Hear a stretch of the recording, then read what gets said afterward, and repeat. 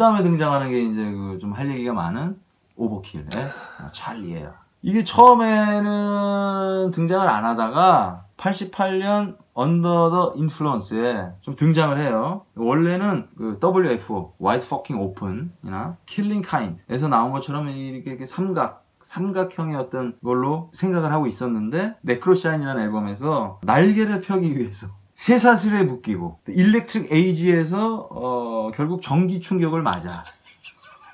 뭐 이런 스토리를 또 짓는 거야. 이 해골박쥐가. 그러면서 이게 어벤지드 세븐폴드의 그 캐릭터랑 비슷하니까 바비 블리츠가 그랬다는 거야. 니들 거 만들어 이 자식들아. 남의 거 따라하지 말고. 이런 일침을 놓았는데 알고 보니까 오버킬의 그 글자 있잖아요. 그 글자를 아이언 메이든의 글자에서 따왔다. 니네도 그런 소리 할 자격이 없다. 응? 폰트를 보니까 똑같아. 폰트를 따왔다. 그래놓고 폰트를 따와놓고 뭘 네가 뭐 어벤지드 세븐폴드한테 뭘 바꿔라 마라 하느냐. 너 스티브 해리스, 아이언 메이든의 스티브 해리스한테 먼저 허락이나 받고 와. 그렇게 폰트를 그렇게 따도 되는 건지 라는 이런 욕을 쳐잡수신 오버킬이시다. 이게 유명한 오버킬의 찰리. 아이언 메이든이 전 세계적으로 콜렉터가 가장 많은 밴드. 그렇죠. 전 세계 넘버1 콜렉터를 보유하고 있고, 참고로 넘버2는 키스고 뭐 그래요. 그 정도로 이 음반을 모으고 메탈을 좋아하는 메탈 헤드뱅어들한테는 최고의 밴드다. 근데 나중에 우리가 AOR 편에서 얘기하겠지만 우리 스티브 해리스 형님이 AOR 밴드를 요번에 만드셨어. 브리티시 라이언이라고. 원래부터 온순하던 양반이었던 거야. 이런 거 그냥 시대 편승해서 좀 했다가 나는 말랑한 거 하고 싶어, 이런 본색을 지금 드러내고 계신다. 우리 해리스 형님이. 그거는 나중에 제가 AOR에서 다루겠다. 노래 너무 좋다. 너무 예쁘다 노래가. 그 다음에 로이라는 캐릭터가 있는데, 이거는 우리 사악한 음악을 하는 Children of Bodom. 로이. 이 로이를 설명하면서 우리가 또 서양 문화에 대해서 좀 짚고 가야 될 게 이 그림 리퍼라는 게 있어요. 그렇죠. 그걸 한국말로 번역하자면 저승사자죠. 그죠? 그림 리퍼. 그림 리퍼라는 팀도 있잖아요. 그림 리퍼라는 팀도 있죠.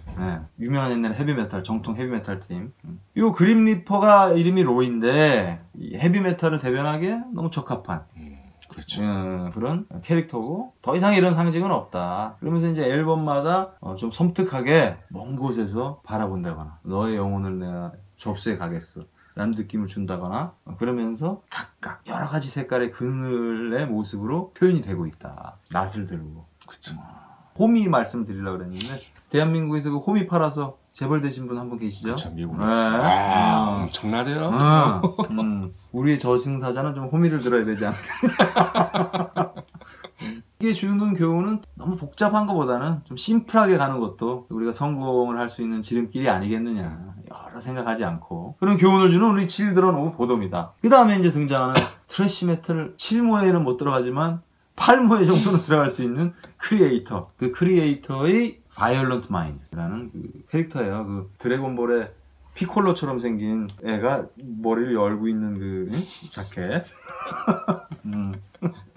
걔가 바이올런트 마인드다. 이 마스코트가 그렇게 대가리를 열고 있으면서도 아주 불길한 미소를 띠고 있는데, 과연 이걸 보면서 얘네들의 음악을 들으면서 과연 마음이 편할 수 있겠느냐.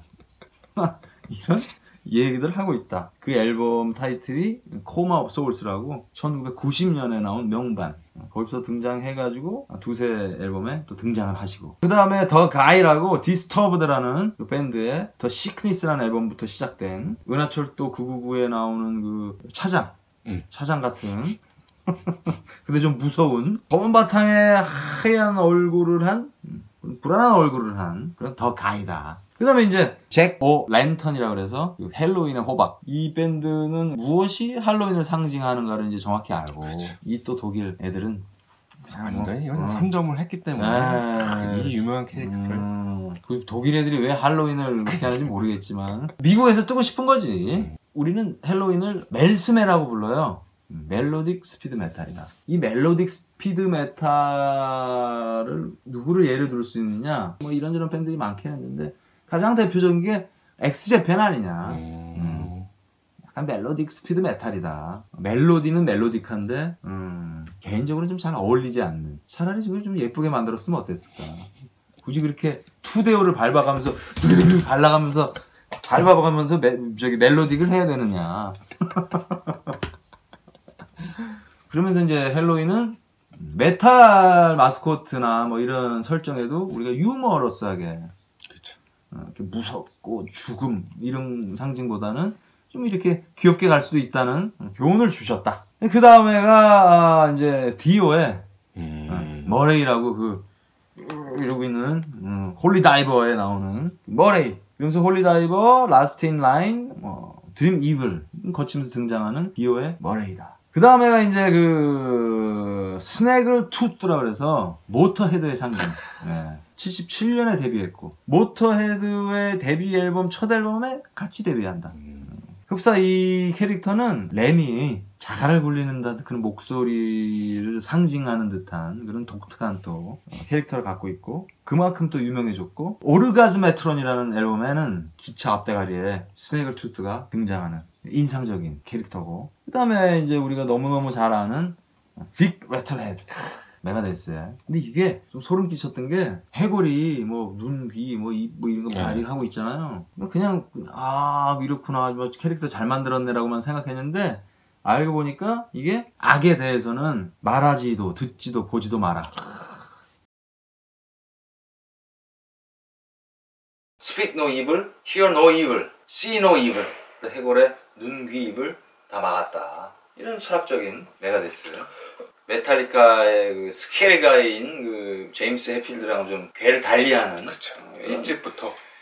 일집부터 네. 아주 그냥 설정을 딱 하고 어디나 등장하고 중간에 잠깐 사라졌다가 앨범에 다시 최근에 다시 마스코트의 중요성을 보여주는 메가데스다. 뭐 음악도 좋고 뭐 연주도 잘하고 뭐 하나 빠지지 않는 메가데스. 물론 뭐 라이브 퍼포먼스가 되게 멋있고 그러진 않지만 구도자적인 연주자 우리 메가데스의 빅 레틀 헤드였고 대망의 마지막 캐릭터인 최고봉이죠. 최고봉. 최고 중 최고 우리 에디. 아이언 메이든의 에디. 근데 이 에디도 우리 연기자로 치면 송강호나 한석규 같은 그런 연기자이다. 뭐 여러 가지 역할을 해 오셨다. 우리 에디 옹께서. 너무 오래된 에디니까. 아이언 메이든 앨범 파워슬레이브에서는 파라오 역할도 하신 에디 옹이고 넘버 오브 더 비스트에서는 악마의 꼭두각시 역할도 하셨고 엑스팩트라는 앨범에서는 고문을 당한 영혼 고생을 많이 하셨어 우리 에디 옹이. The Book of Souls라는 앨범에서는 마야의 전사. 아이언 메이든 공연 어디서나 볼 수 있는 인형으로도 등장하고 포스터로도 등장하고 뭐 하여튼 등장하는 우리 에디 옹이다. 이런 마스코트 벌써 제가 한 25개 정도 말씀드렸는데